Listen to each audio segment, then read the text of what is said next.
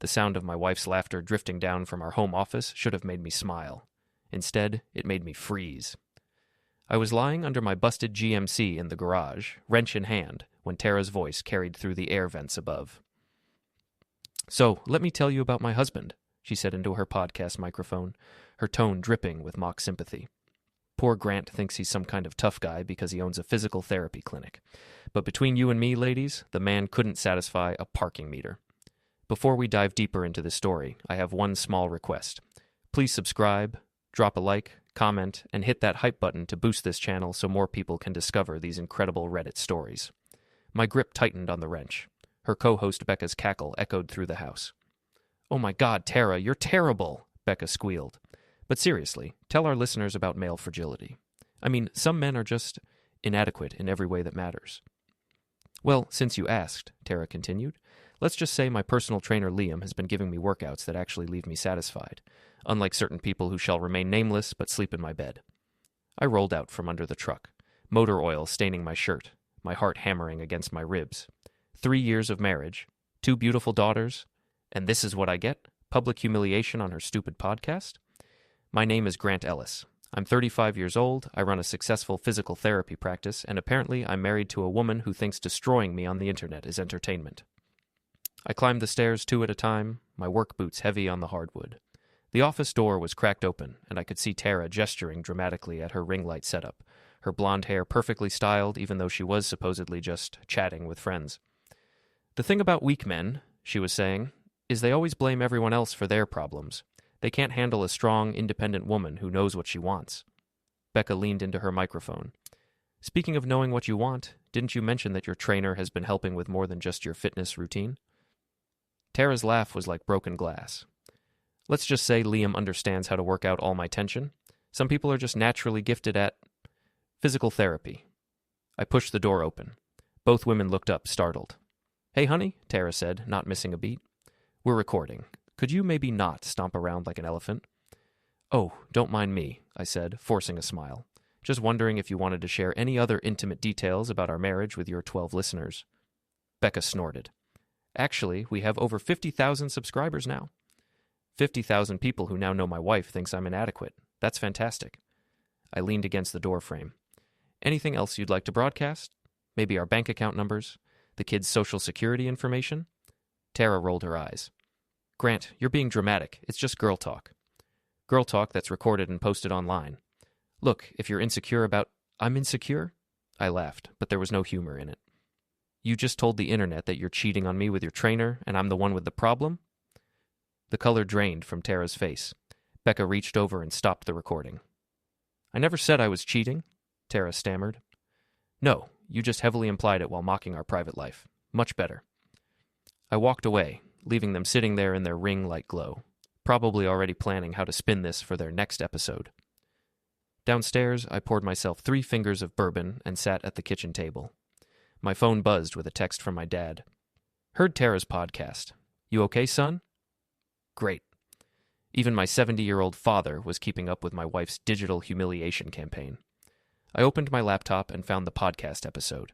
It was already live, titled Toxic Masculinity and the Men Who Can't Handle Strong Women. The comments section was a mix of women cheering Tara on and a few men defending marriage in general.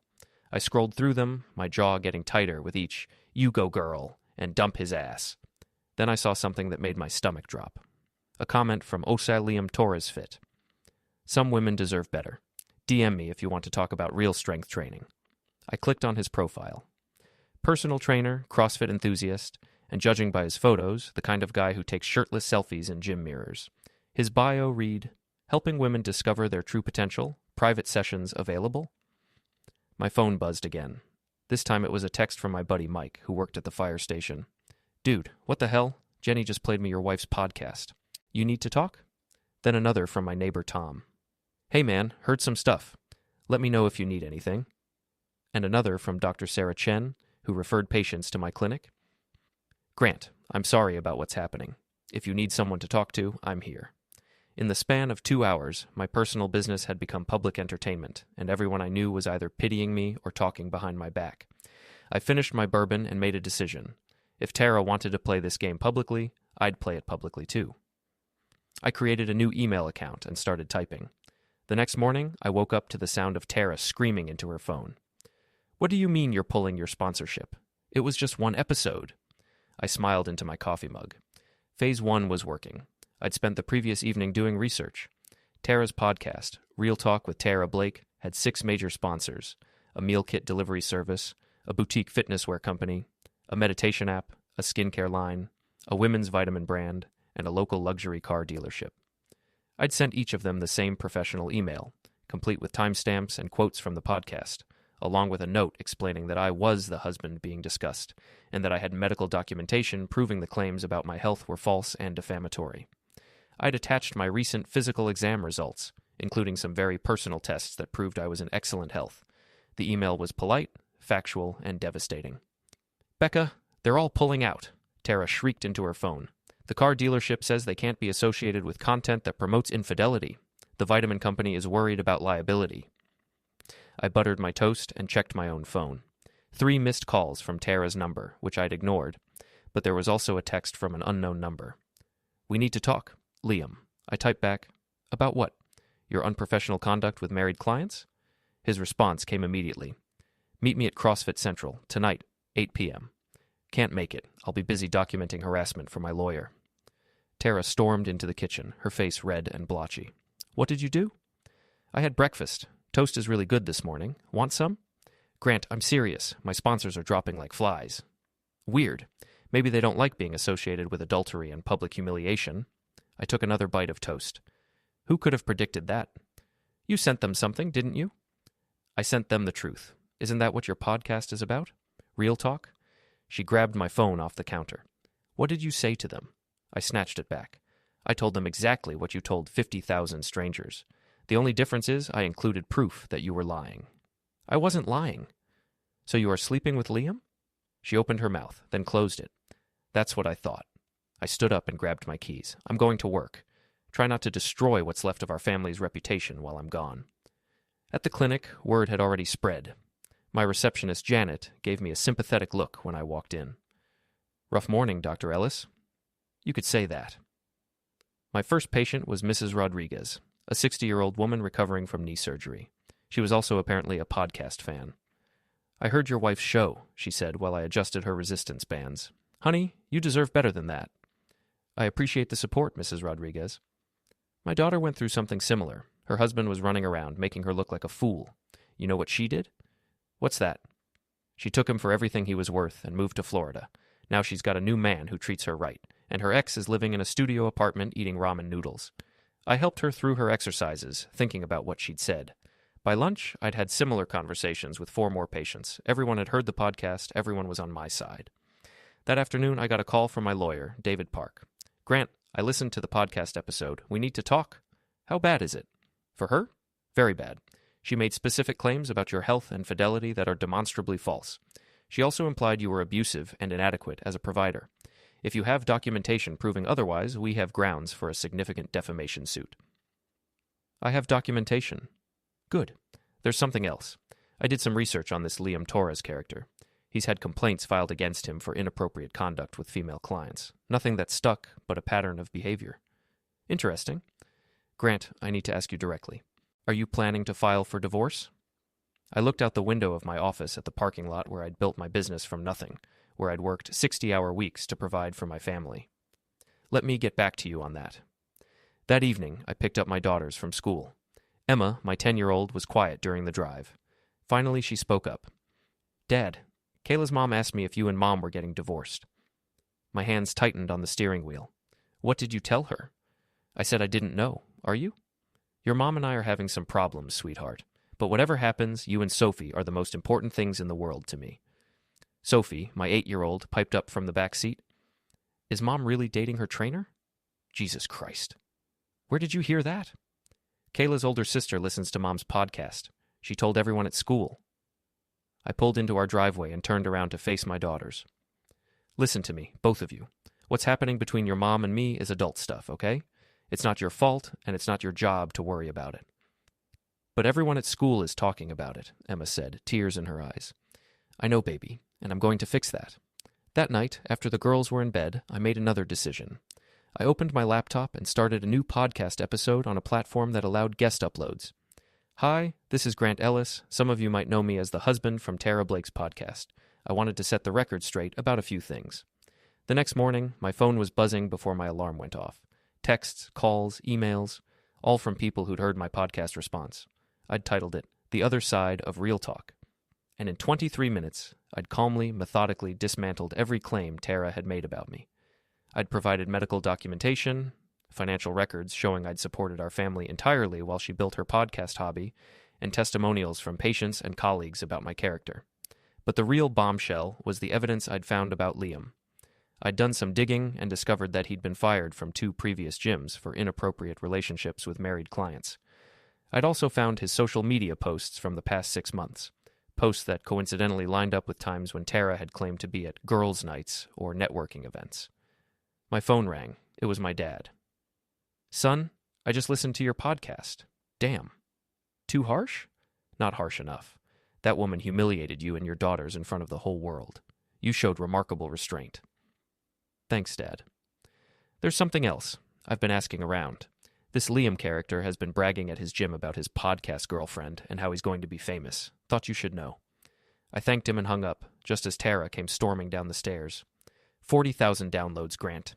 Your little revenge podcast has been downloaded 40,000 times. Good. Maybe now people will know the truth. You had no right to share our private business. I stared at her. I had no right? You literally built a career sharing our private business. That's different. How? Because it just is. Brilliant argument. You should be a lawyer.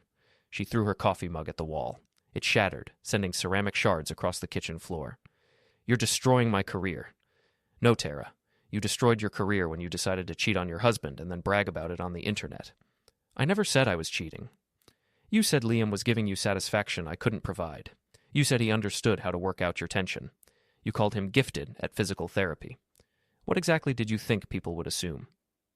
She had no answer for that. My phone buzzed with a text from an unknown number. This is Liam. We need to talk. Now. I showed Tara the message. Your boyfriend wants to chat. He's not my boyfriend. Then you won't mind if I tell him to stay away from my wife. I typed back, There's nothing to discuss. Stay away from my family. His response was immediate. Or what? You'll make another podcast? I'm not afraid of you. You should be. Within an hour, I was getting calls from local news stations. Apparently, my podcast had been picked up by a men's rights blog and was going viral. The story was being framed as, Local business owner fights back against public humiliation. By noon, I had interview requests from 3 radio stations and a local TV news program. I accepted them all. The first interview was with KXTX Morning Radio. The host, Jerry Martinez, was sympathetic. So Grant, tell us how this all started.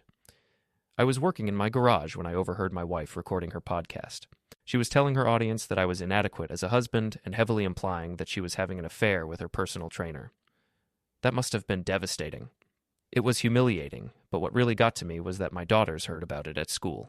Their classmates were talking about their mother's podcast. No child should have to deal with that. What made you decide to respond publicly? When someone lies about you to 50,000 people, a private conversation isn't going to fix the damage. I had to set the record straight. The interview went on for 20 minutes. Jerry let me tell my side without interruption, and by the end, the phone lines were lit up with callers supporting me. The second interview was with a local TV station. They wanted to do a segment about social media and marriage. I agreed, but only if they promised to focus on the impact on children. That interview aired during the evening news. By the time it was over, my phone was ringing nonstop, but the most important call came from David Park, my lawyer. Grant, we need to meet tomorrow. I've been contacted by Tara's attorney. They want to discuss a settlement. What kind of settlement? The kind where she admits she made false statements and pays you a significant amount of money to make this go away quietly. I thought about my daughters, about the kids at school who were talking about their family drama. Set up the meeting. That night, after the girls were asleep, I found Tara sitting in the living room with her laptop closed, staring at the wall. Becca thinks I should countersue you for invasion of privacy, she said without looking at me. Becca should mind her own business. She's my best friend. She's the one who encouraged you to humiliate me on your podcast. Some friend. Tara finally looked at me. For a moment, I saw a flash of the woman I'd married. Vulnerable, uncertain, human. I never meant for it to go this far, she said quietly. But you meant for it to go somewhere. You meant to hurt me. I was angry. About what? About everything. About feeling invisible in my own marriage. About you working all the time. About feeling like I didn't matter. So you decided to cheat on me and then mock me publicly? I didn't cheat. Then what do you call what you've been doing with Liam? She was quiet for a long moment. We kissed. Once. That's all. When? Last month, after a training session. It didn't mean anything. It meant enough for you to brag about it on your podcast. I was trying to sound interesting, successful, like I had options. I stood up. Well, congratulations. Now you do have options. You can apologize publicly, go to marriage counseling, and try to rebuild what you destroyed. Or you can keep playing games and see how that works out for you in divorce court. I went upstairs, leaving her alone with her choices. The meeting with the lawyers was scheduled for Friday morning at David Park's downtown office. I arrived early, wearing my best suit and carrying a folder full of documentation. Tara showed up 10 minutes late with her attorney, a sharp-dressed woman named Patricia Vance, who looked like she ate small businesses for breakfast. Gentlemen, Patricia began, my client is willing to issue a public apology and retraction regarding the statements made on her podcast, provided Mr. Ellis agrees to remove his response podcast and refrain from further public commentary. David looked at me. I shook my head. That's not going to work, David said. My client has suffered significant reputational and emotional damage. We're seeking monetary compensation in addition to the public apology. How much? Patricia asked. $200,000. Tara gasped. I don't have that kind of money. Then you shouldn't have committed defamation, I said calmly. Patricia leaned forward. Mr. Ellis, surely you don't want to destroy your children's mother financially. I want their mother to face consequences for her actions. Maybe then she'll think twice before humiliating them again. This is ridiculous, Tara snapped. I made one comment about our private life. You made multiple comments over multiple episodes, David corrected, opening his own folder. We've documented 17 separate instances of defamatory statements over the past 6 months. He slid a paper across the table. You called your husband emotionally unavailable, financially controlling, inadequate in bed, and probably cheating with his patients. You also stated that he was verbally abusive and threatened by strong women. Those were just opinions. Opinions presented as facts to a public audience, causing measurable damage to his reputation and business. Patricia whispered something to Tara, who shook her head vigorously. We need a recess, Patricia announced. While they huddled in the hallway, David turned to me. They're scared. Tara's podcast sponsors have all dropped her, and apparently Liam's gym is considering terminating his contract due to the negative publicity. Good. There's something else. I hired a private investigator to look into their relationship. It's more serious than just one kiss. He handed me a manila envelope. Inside were photos of Tara and Liam together at restaurants, hotels, and his apartment. The timestamps went back 3 months. She's been lying about the extent of the affair. That changes things. When Patricia and Tara returned, their demeanor had shifted. Tara looked defeated. We're prepared to offer $50,000 and a public apology, Patricia said. $150,000, David countered. Plus she removes all podcast episodes that mention my client, and she agrees not to discuss their marriage publicly for 2 years? That would destroy her podcast. She should have thought of that before she destroyed his reputation. After another recess, they agreed to $100,000 and the other terms. As we were signing the paperwork, Tara looked at me with tears in her eyes. I never wanted it to end like this. Neither did I. Can we try counseling for the girls? I thought about the photos in the envelope, about the months of lies, about my daughters hearing about their family's problems from classmates. The girls will always be my priority, Tara, but we're done. That afternoon, I picked up Emma and Sophie from school. They were both quiet during the drive home. Dad, Emma finally said, are you and Mom getting divorced? I pulled into our driveway and turned to face them. Yes, sweetheart, we are. Sophie started crying. Is it because of Mom's podcast? It's because your mom and I can't figure out how to be married anymore, but that doesn't change how much we both love you. Where are we going to live? Emma asked. You're going to live with me. Mom is going to find her own place, and you'll visit her on weekends. What about our friends and school? You're staying in the same school, in the same house. The only thing that's changing is that Mom won't live here anymore. That evening, while the girls were doing homework, I found Tara packing boxes in our bedroom. The lawyer said you're keeping the house, she said without looking up. It's better for the kids to stay put. I found a condo downtown, near Becca's place. Good. She folded a sweater and placed it in the box. I recorded an apology podcast. It'll go live tomorrow. What did you say? That I lied about our marriage to make myself sound more interesting. That you're a good father and a good man, and that I'm sorry for hurting you and the girls. Thank you. She looked up at me. Do you think you'll ever forgive me? I thought about it for a moment. I don't know, but I hope someday the girls will understand that people make mistakes and that we both love them more than anything. 2 weeks later, Tara moved out. The girls cried, but they adjusted faster than I expected. Kids are resilient. Becca tried to convince Tara to fight the settlement, but Tara had learned her lesson. She started a new podcast about personal growth and accountability. It wasn't as popular as her old show, but it was honest.